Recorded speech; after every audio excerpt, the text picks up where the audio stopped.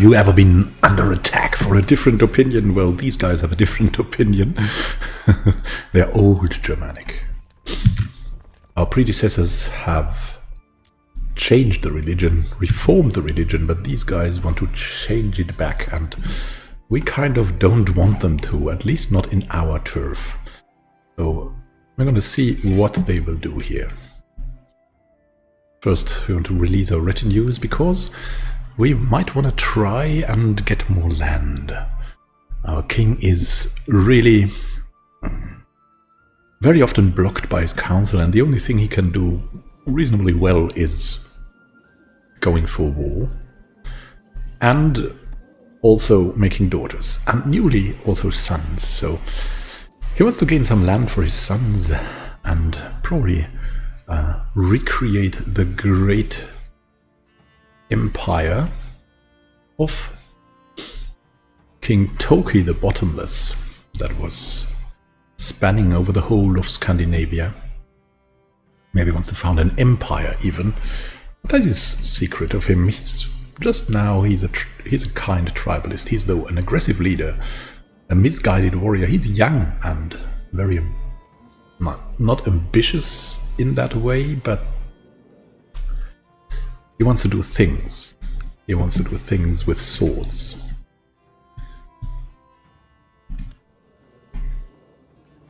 He can again inspire meliorism on himself. And the question is, I mean, this is a religious thing. That is due to our new Germanic religion. He can do this. We'll lose a lot of piety and prestige for that. We'll focus on improving one of our attributes for that. And the question is, which one would we take here? As this is going on with our religion, we have to think about what does the religion want? I mean, the religion is a pretty tolerant religion. We have made it that way, and so it's probably not about things like intrigue, maybe. It's maybe about a little bit of diplomacy or about martial. So, as you can see here, we get a martial bonus. So martial would be one way. Let's see how we can improve. Being a good Germanic king is no easy task. The people of Venetia expect me to be a just and competent ruler. By neglecting my duties, I would only betray the loyalty of my subjects and jeopardize the long-term stability of this great realm of ours. So we could go for better politics, mastery over the battlefield. We're good at that already, right? Only by knowing ourselves we can lead others. And that is also something. I mean, how would we improve easiest? Probably on the worst attributes. But what we've always been a little bit pissed off about is that we're really bad at diplomacy. So, because we have been marked a dynastic kinslayer at age 3, we were not under the control, when we didn't have the control to do this. So we really want to improve that way. We want to be liked more. Also because we want to change the law, so we have Gabelkind succession, and our son can be our heir. Intricacies of politics can never be truly mastered. And indeed, we're getting better at diplomacy.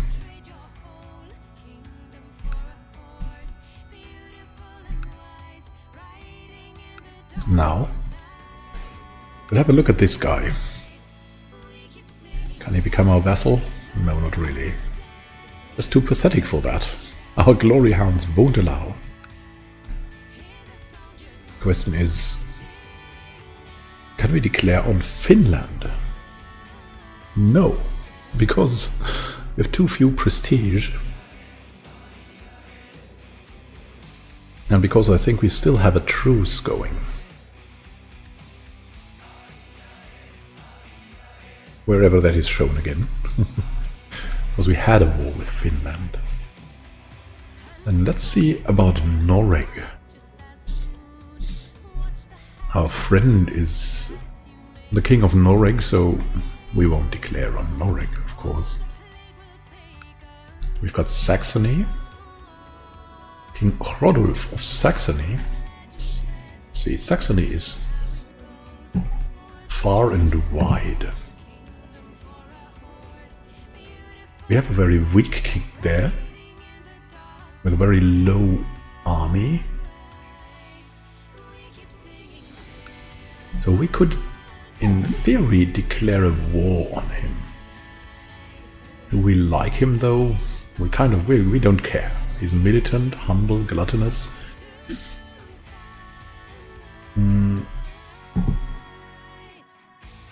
So that might be something to aim for. Saxony. But which of the counties would be the place to go for?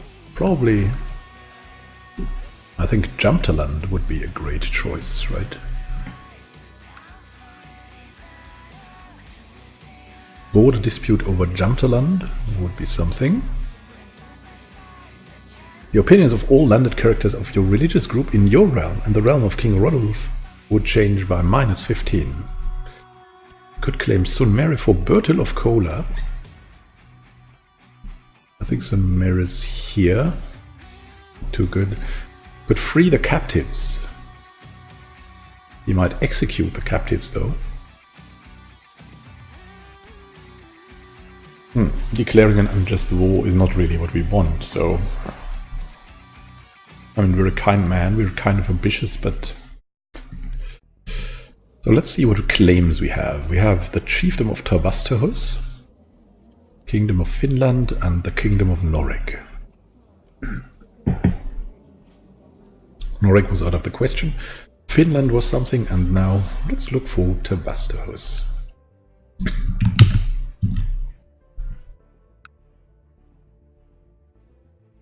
That's here, that's also Finland. Okay, so... Let's maybe not do this. Could declare a war here. We have a de jure claim on Kola. The council won't vote for it. We can offer a vassalization. He doesn't want to do that. That's tragic. So, the only thing we can do right now is basically expand our influence, or expand our capital too. So let's see. What would be good? Castle fortifications would probably be good. They're also very cheap. And then we could have more people coming in, like cavalry would be nice. Barracks would be nice. Better keep would be nice. Let's go for the cheapest thing first, right? Castle fortifications. Probably not too bad. And then we have something else to do. And we had that old Germanic uprising. And we proselytize again because we sent her here to Mesen, that was converted. And now, let's see, everything's blue, that's quite good for us.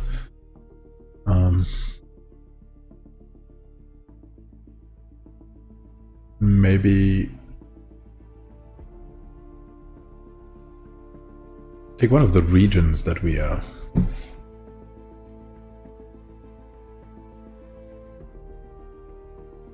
probably very safely. This one, Cannon. Send her here. So trying to convince that guy here. Faster of gastric land, that were not so bad. Declared war, yeah. And in the long run, we might also want to give a Jarldom to someone. Hey, arranged marriage from Hartwig. Grand Chief of Denmark. Ingifrid. Oh, that was the frail one we had from...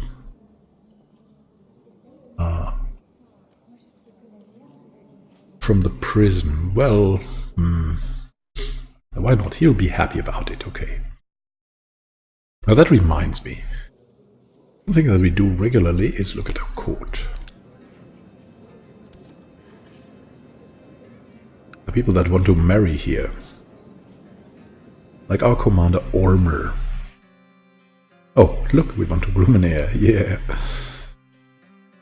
Ormer, commander of Venezia. Let's see. Gida wants to marry. Gida, why don't you marry Ormer, eh?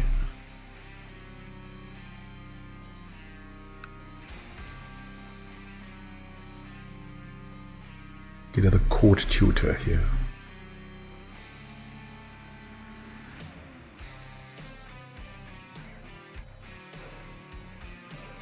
She's also our concubine, but if they want to marry, we already have a son from her.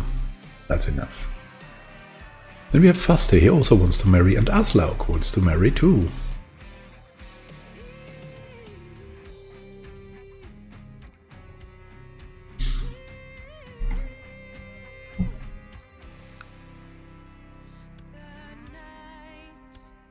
We really like our court physician, so he should have a good wife.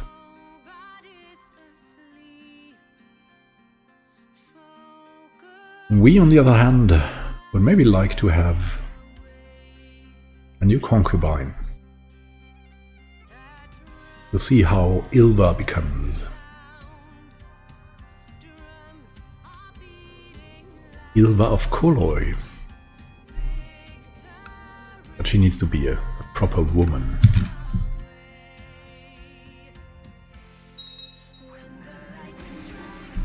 During the last few days, my daughter Princess Gudrun, been clutching her stomach and made frequent visits to the priory. I've been informed that she's suffering from dysentery. Oh my god, call for my court physician at once. And I've been corresponding regularly with my half-sister Ursa. The one who was married off because she hates us. And always make sure to see her whenever I get the chance. It's a harsh world and a family. Stick together. Family first.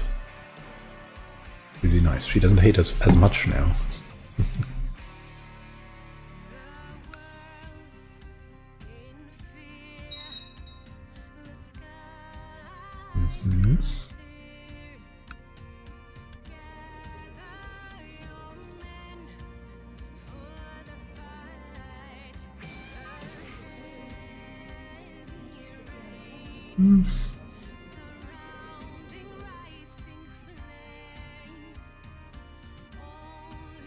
This truce, yeah.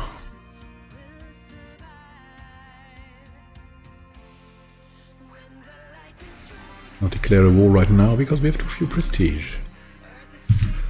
Oh my goodness. A seer is not on a job? Why?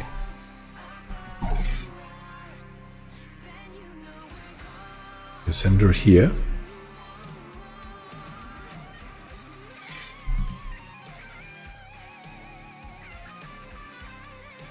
Can we not proselytize here?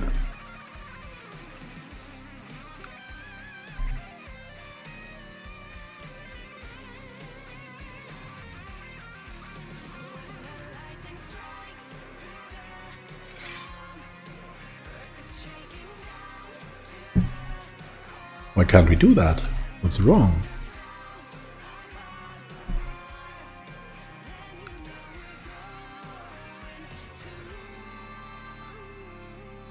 Suo Manusco. Rulers cannot demand conversion. My goodness.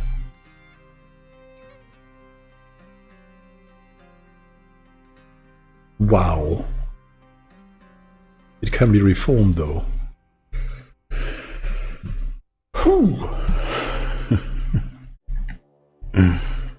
Really? We cannot do that? My goodness. That's crazy. Well then, what do we do? Hunt apostates? Research cultural tick? Improve religious relations? We'll do that. Here.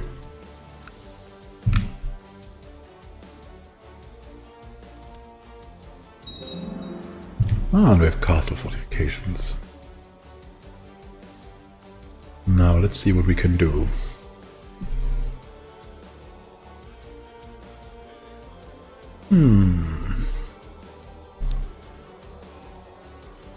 What more? Let's take one of the cheaper ones too. Maybe just straightforward barracks.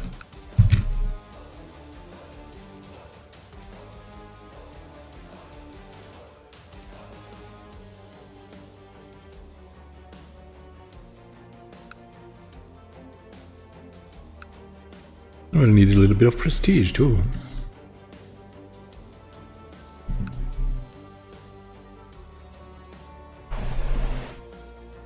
How is that going, by the way?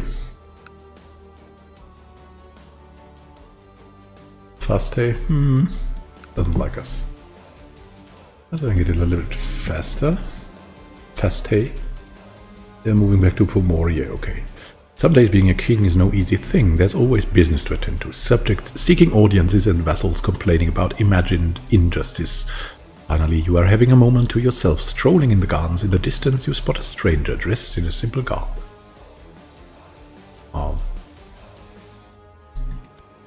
Kind of personality are we? Kind? Certainly not shy. And we don't have a concubine right now, so I shall invite this woman to talk with me. Turns out that the stranger, Eugenia, is a Catholic nun on her way back to the cloister after several months on the road. The evening light grows dimmer, you converse about life and death, her god and Odin. When you excuse yourself to return home, the nun asks if you can offer room and board for a few days. And we're kind. So, I mean, so we'll not turn away for her, but we might feel uneasy about her, so I'm gonna roll.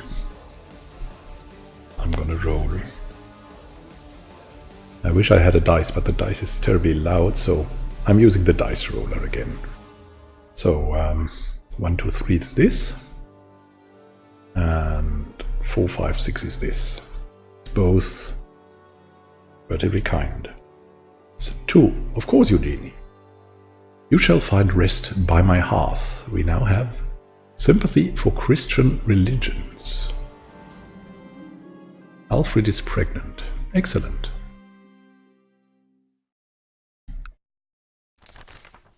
For whom the bells toll. What? What's going on with that woman? Can she become our concubine? Indeed she can. I mean, we obviously find her interesting, right? She's chaste though and patient. She's a game master. For whom the bells toll. More often than not, you retreat to your chambers in the evening feeling exhausted and weary. Tonight is no exception. Falling asleep is usually easy after a long and taxing day. However, recently sleep seems to elude you. You're sitting in your study, idly moving chess pieces on the board before you, sipping a glass of wine, hoping that it shall give you the rest you seek. Suddenly someone knocks.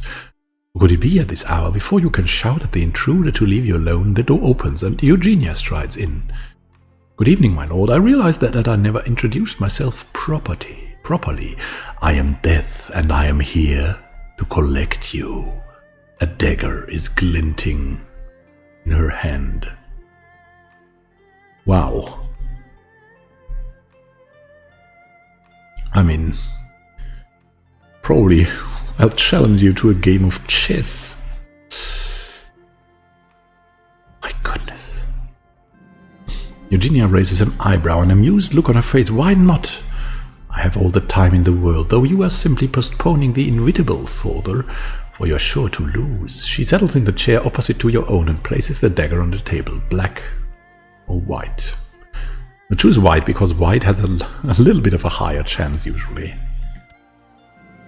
White, yes, you will need all the help you can get, Eugenia says with a grin. What is your strategy for the first part of the game?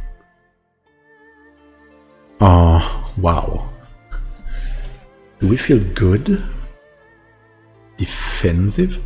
I mean, we're an aggressive leader, right?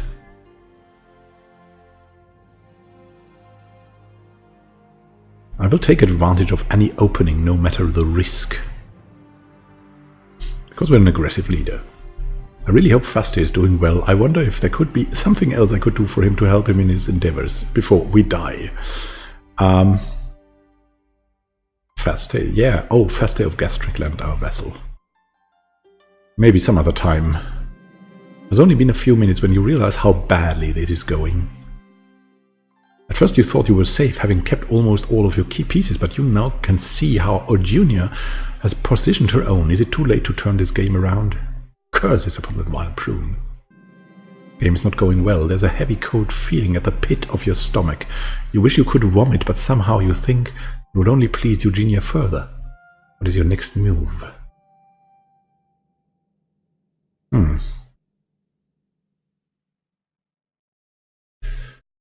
I could cheat her?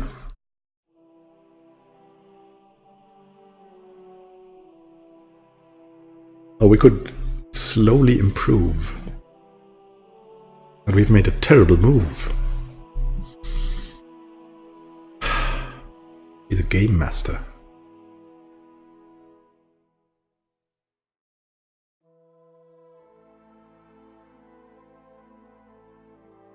Probably best to try to cheat her, right? We're not good at cheating, though. We're not the kind of person who would cheat. Best to focus on the game. Never have you met such a tenacious, unnerving opponent, and never have you been so much at stake. The game is nearing its end, and it's looking grim indeed. Eugenia is playing with your captured queen, smiling confidently. I could be persuaded to return this to you for the right price. What? If I lose, she's yours. The life of my daughter. We're kind. No, thank you. I put my trust in my skill. Dealings with death. During the last few moves, it feels as if time is standing still. Your thoughts are muddled, moving slowly, as if through a thick syrup. Random disjointed thoughts flashes through your mind. Places you once visited, old friends you have not seen in years, dreams you gave up on. So many loose ends, and now it might be too late to pick them up again. Checkmate. Your head snaps back up, your eyes locking with Eugenia's. For the first time this evening you can really see it, and it chills you to your core. The figure before you is not an ordinary woman, not a woman at all. This is death, and she just won. It's time then, Thorder, she sighs contentedly. The endless rest awaits. Can we do something last minute? King Thorder of Nenetia.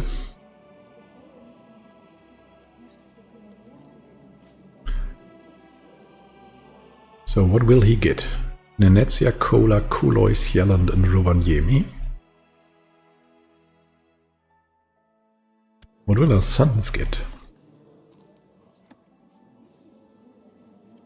He'll get Norderiki and he'll get the Jarldom of Finnmark. Please no, I beg of you mercy, just one more year.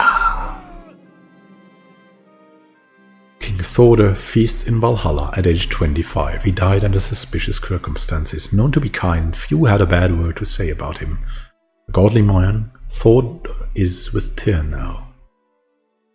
We've lost a lot of titles to our sons, which is probably happy time for us. And we are now King Bertil, an industrious man. The realm will either be brought to riches or ruin under him. Long live King Bertil.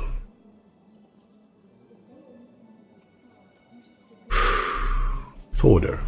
A short reign, a lot of promises, but ultimately a demise because of him being too kind. Thank you for watching and happy gaming to you.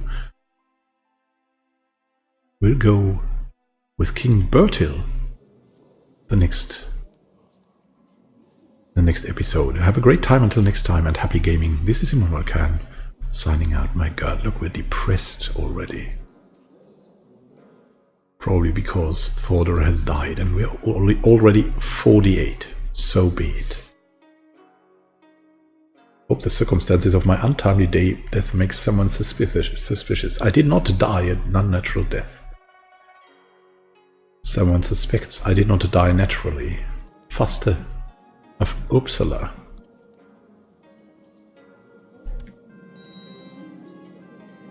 We have a new heir.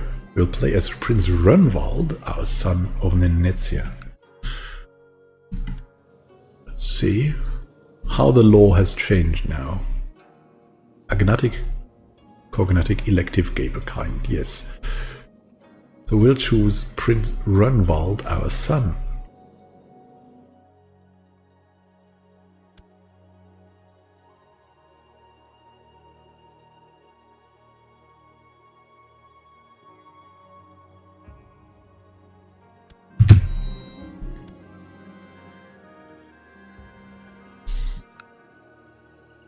Thank you for watching, and happy gaming to you. This is Nordoriki, this is Nenetsia. This is ours, this is not ours anymore.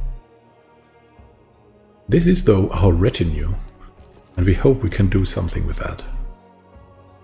Kolayan army, I think that's also retinue, I'm not sure. Yeah, that's also retinue, so we have more retinues, right? At least that. Let's go back to Nenetsia and see what we can do from there. Have a great time until next time, and happy gaming. This is Immanuel signing out.